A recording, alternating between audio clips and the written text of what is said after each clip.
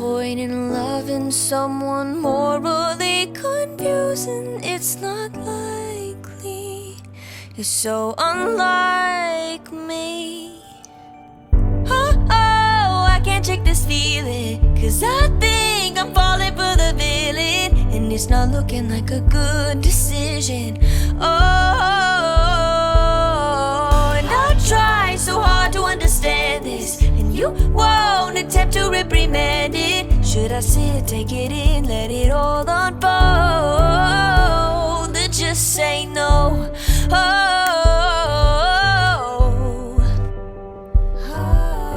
I know we can't pick and choose. I might just fall for you. It's not all win or lose. No black and white, there's color too. And I know how bad this sounds, but the silence is too damn loud.